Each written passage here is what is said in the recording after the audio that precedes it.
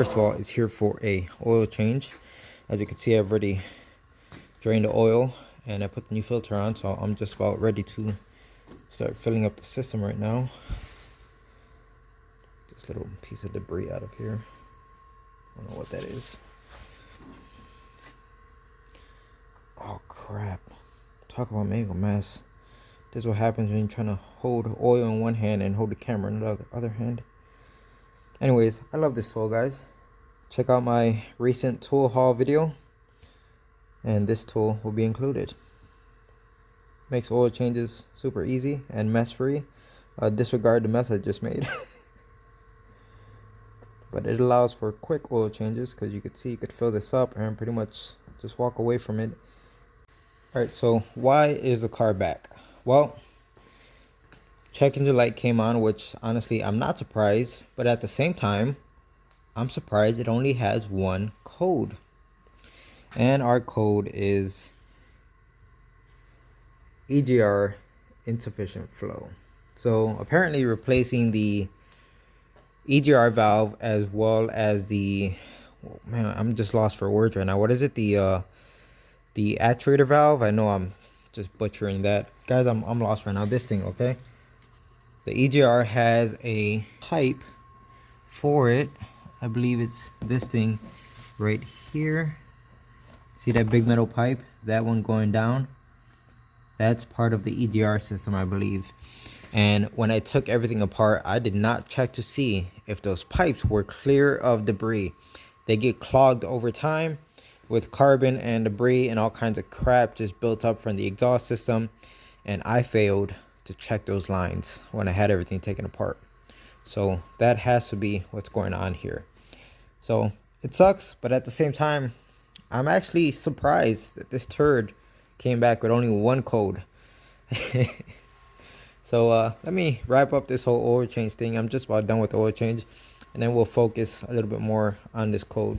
So I took out the bolts for that EGR pipe. You can see the bolts are missing out of it, and I pulled it back as far as I can. I don't see a immediate restriction like on the pipe side or the side of the intake manifold. So here I am tracing the lines coming from the solenoid. That's the word. From the solenoid to the EGR back here, and I'm just trying to, make sense of all this stuff. All right, so let me try to explain this to you. So you see this port right there coming out the throttle body? I think that's what supplies vacuum. It's supposed to go through this little hose right here, and I did find like a small crack right there. I don't know if that's contributing, but it is something. Anyways, it bridges these two pieces together, as you can see. And then it would come and make its way over here, and we would have vacuum supply to our solenoid. You can see it goes right on top right there. And then once the solenoid opens up, it allows the vacuum to be pulled through here. It loops around, and this is the pipe that eventually comes to the EGR back there. So what I want to do is I'm going to get my vacuum gauge. We'll connect it directly at the throttle body right here and see what type of vacuum we have. And then we'll put back this little like damaged hose. We'll put it back where it belongs. And then I'm going to move my vacuum gauge over to this port and see if we have the same exact vacuum. And then basically we're just going to keep working our way down the system. And then we would go over to this bottom port right here at the vacuum gauge, and of course we would have to actuate the solenoid to make sure it is opening and closing. This is the brand new one, remember that. With the engine running, as you can see, we are pulling a vacuum. Oh, wait a minute. No, we aren't.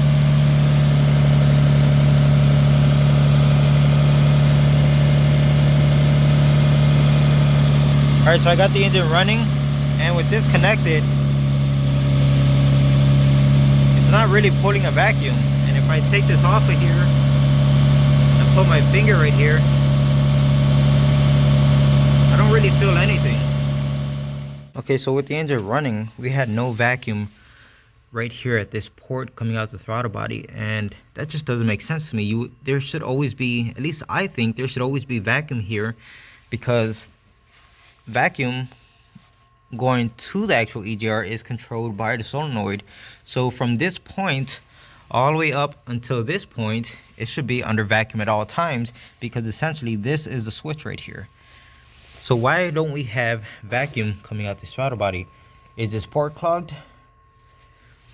So that's already a pretty good test. Let me figure out if there's something that is supposed to... See, I don't know what this diaphragm right here is for. I don't know what this does. I guess I could follow it, but I don't think it's part of the system. So let me see. It's the upper line. That diaphragm is connected to this black hose right here, which comes all the way to this thing, which I don't know what this is. Might be some sort of like cruise control module. I'm not 100% sure on that. So basically, we are not concerned with that actuator or that diaphragm, because I don't think it has anything to do with the EGR. I'm pretty sure we should have vacuum coming out this port at all times. So I think that's going to be our problem, and that's what's setting our code. Alright, so I just learned something.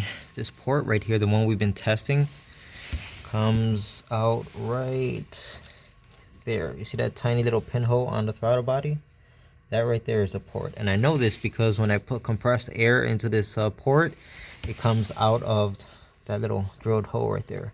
So you can see it's on this side of the throttle body, so technically it wouldn't be under vacuum. But I'm trying to think of like, okay, so how does it pull a vacuum for the EGR valve? Well, the only thing I could possibly think of is under like wide open throttle, it has a Venturi effect. So the air rushing past that tiny little hole is what creates the vacuum.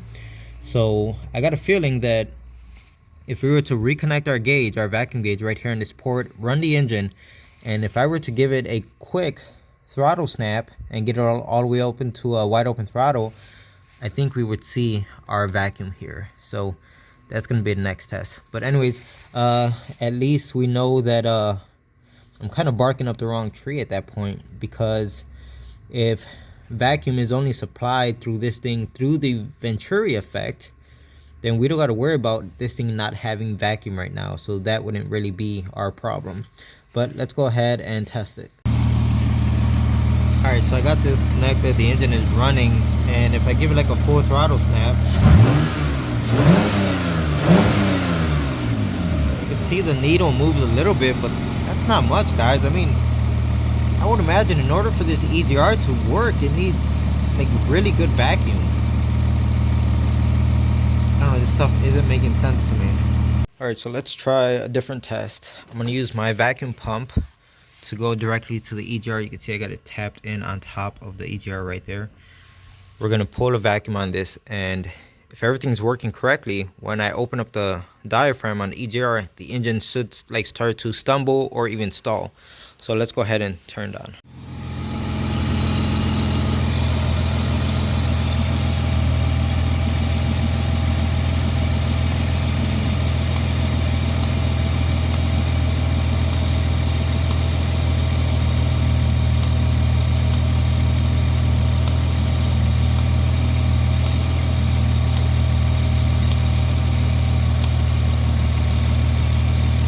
Guys, I don't know how much vacuum it takes, but so far nothing, and it won't go any further. Try it again.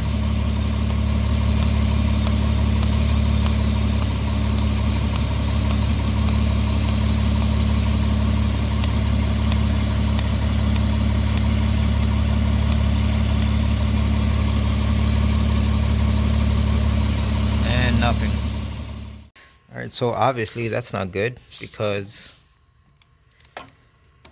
even if we had great vacuum coming up to the solenoid and the solenoid was working and making its way all the way up to the valve over there, or the diaphragm, putting a vacuum on the diaphragm isn't actually doing anything.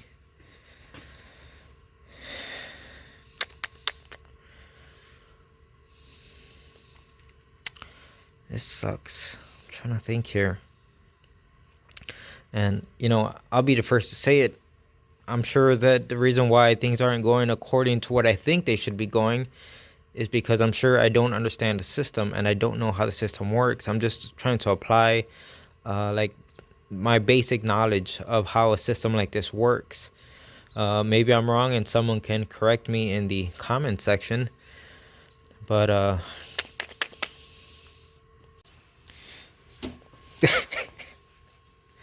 know some of you left a comment already. Yes, I'm an idiot. Okay, and to be fair, guys, to be fair, this is a brand new tool to me, okay? This is like my first time using it. You know what? In the beginning of this video, which is a while ago, I'm pretty sure I mentioned that I didn't have a vacuum pump to test this car, right? Well, I bought the vacuum pump, so yeah, you can see the car is back, and this is like my first time using it. So off camera, I'm looking at the gauge here. I'm like, hold on, the needle went over to the right, and that says PSI. The left side says vacuum. I'm like, oh my goodness, I wasn't pulling a vacuum on the system. And then I found this little valve right here. I'm like, what is this? I'm like, oh, so once I turned this valve, I could see that side goes into PSI, right? And once you turn the valve the other way, it's pulling a vacuum. Let's redo this test, guys. And I know I'm gonna hear it. I'm going to hear it in the comment section. And guys, I can tell you right now, it's already working because I left a little bit of vacuum pulled on it when I started up the car and it was running like crap. So let's go ahead and pull a vacuum now for real. Let me turn off my light. All right, you can hear the engine running. I'm gonna start to pull a vacuum.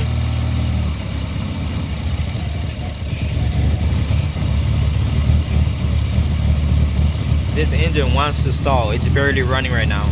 I'm gonna go ahead and release the vacuum. Right back to normal. Let's try one more time.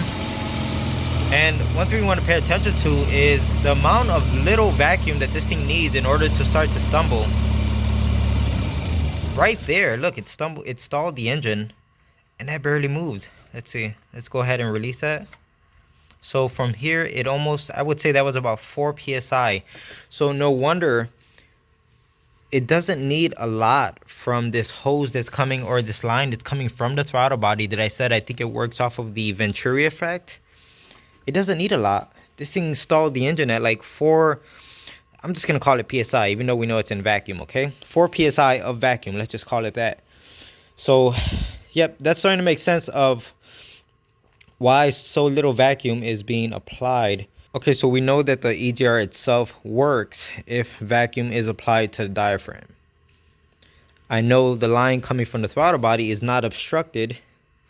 I know the line coming from here all the way up to this solenoid isn't obstructed because I could blow right through it. The next step is, let's go ahead and test the new solenoid that we just put on. I did not test it when I put it on. An easy way to test this is we could use our vacuum gauge to pull a vacuum directly on top of this solenoid, and then we apply power to it and see if it releases that vacuum. That's a pretty simple test. All right, so instead of just telling you guys that the lines can hold air, I decided to just show you guys with the vacuum pump. So I'm going to start with this line coming from the throttle body, and as you can see, I got it blocked off with a little like rubber plug. And if I pull a vacuum on that one line, it should hold. And of course it does. And once I pull off the plug from over here, we're going to see that vacuum just completely bleed off, as you can see. So this line coming from the throttle body all the way up to the top of the solenoid is good. It can hold pressure or vacuum.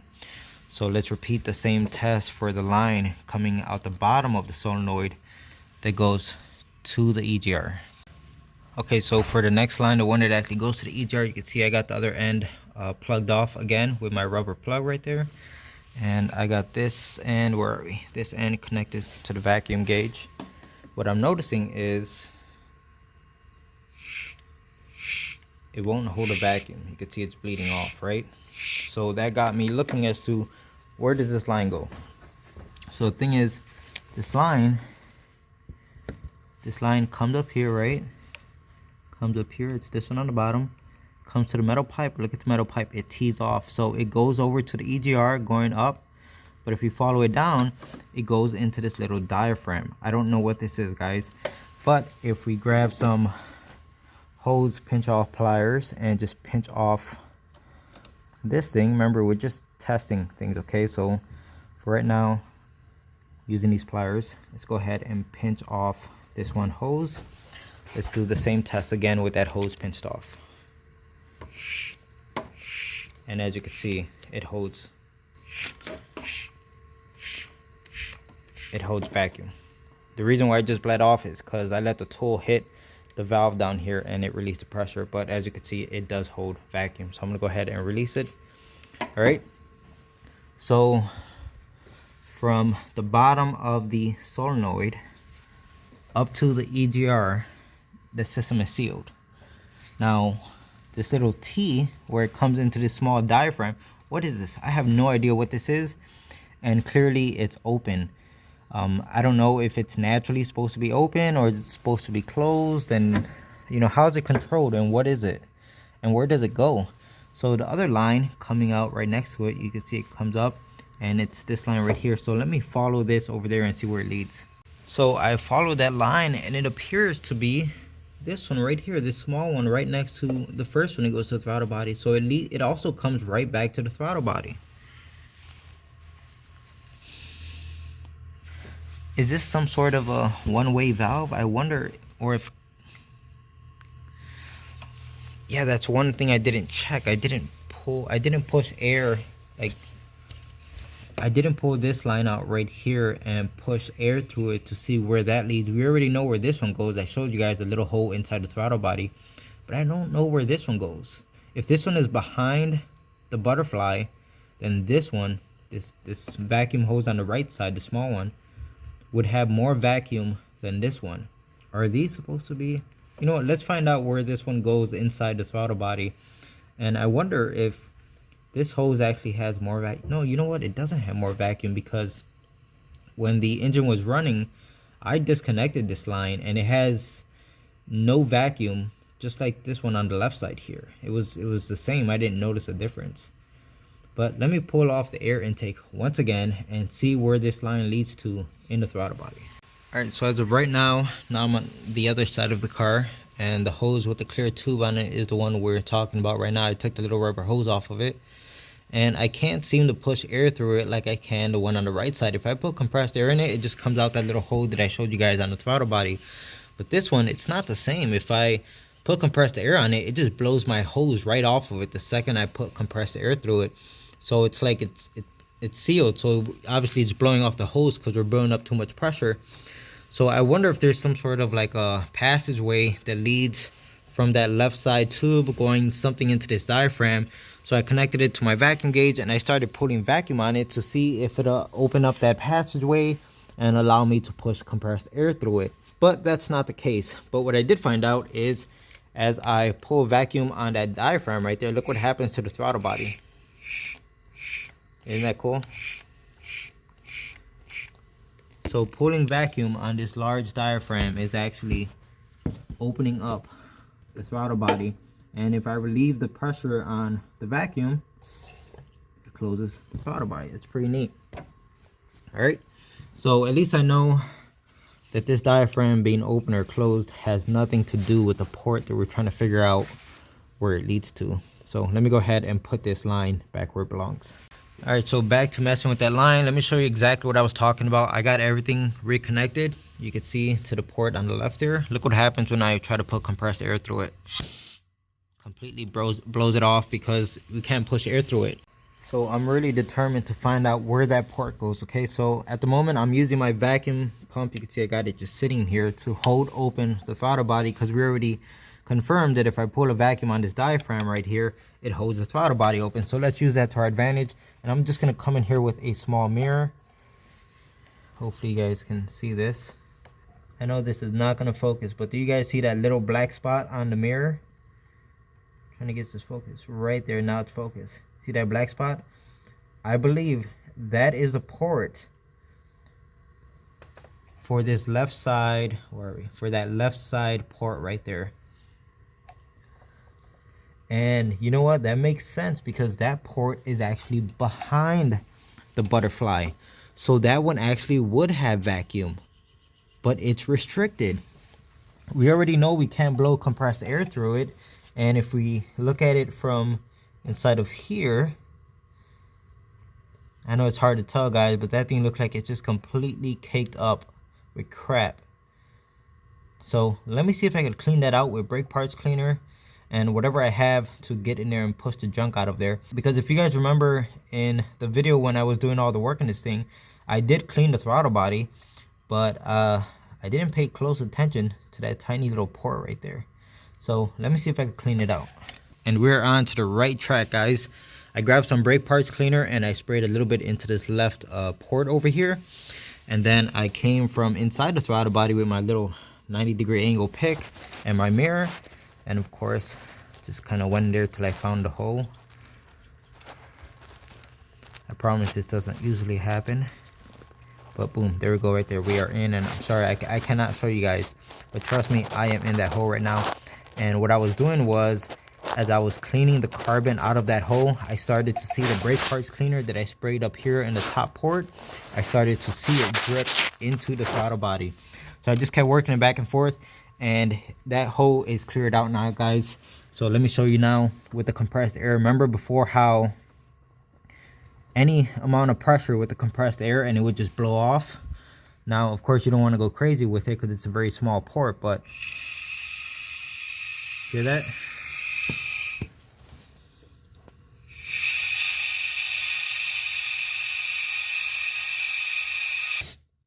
And I went too far with it, but you could hear the air is now getting, guys, and that's the vacuum source that we need. God dang, I keep leaning on my tool and it keeps activating. But guys, that is the vacuum source that we need. That is the vacuum source that I was expecting to see on one of these lines. So it kind of blew my mind to see that the port was on this side of the butterfly where there technically isn't any vacuum, but that second port does have vacuum. And you're probably wondering, oh, you just gotta switch the lines, the hoses around. No, the hoses are correct, guys. Remember, these lines are tied together right here via this little diaphragm. So there's no reason to switch these two little ports around because they are connected right here. They are teed together. So guys, I am confident that that is going to fix the EGR problem on this car. Let me go ahead, put everything back together, and I guarantee you, well, I don't want to guarantee, let's just say 95%, okay? Guys, it's freaking cold. You can see it's dark outside. The reason why I got the garage door open is because I can't leave the garage door closed with this car running and testing things because I would die in here from the exhaust smell.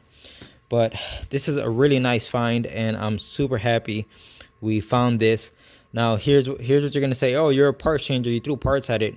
Was the solenoid and the EGR shooting parts at it?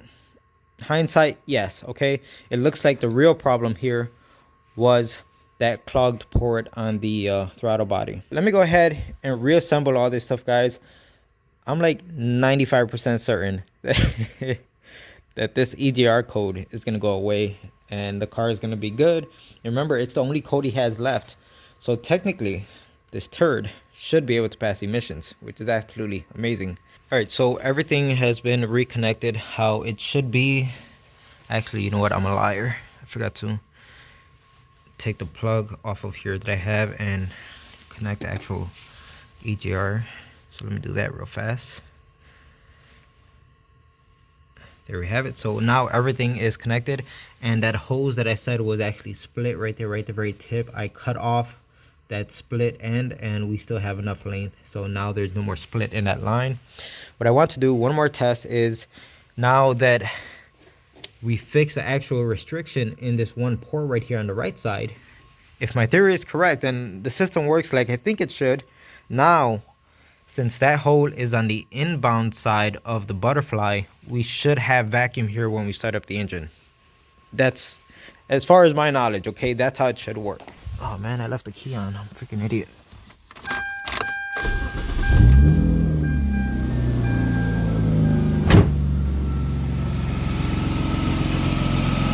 And what do you know? Look at our vacuum. Absolutely amazing. Fantastic, guys. This car is fixed. Let me shut her off, reconnect everything. I'm gonna go ahead and clear the check engine light, and I think that's about it. All right, so I went ahead and did a full system clear of codes. You can see everything says normal. turn the key on and off.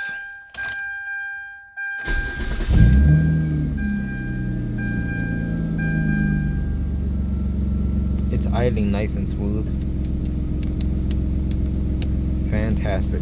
So guys, there isn't much else I could do here. I'm just gonna give it back to the owner. It's, as you can see, it's almost 8 p.m. The owner needs his car back tonight, so I'm just gonna give it back to him, tell him to drive it around. I'm like 87% sure that this should take care of his EGR problem. So I'm gonna follow up with him in a few days, and if everything's well, he'll get a sticker on his car because he passed emissions. With that being said, guys, I appreciate you guys sticking through all of this. Well, like always, thanks for watching.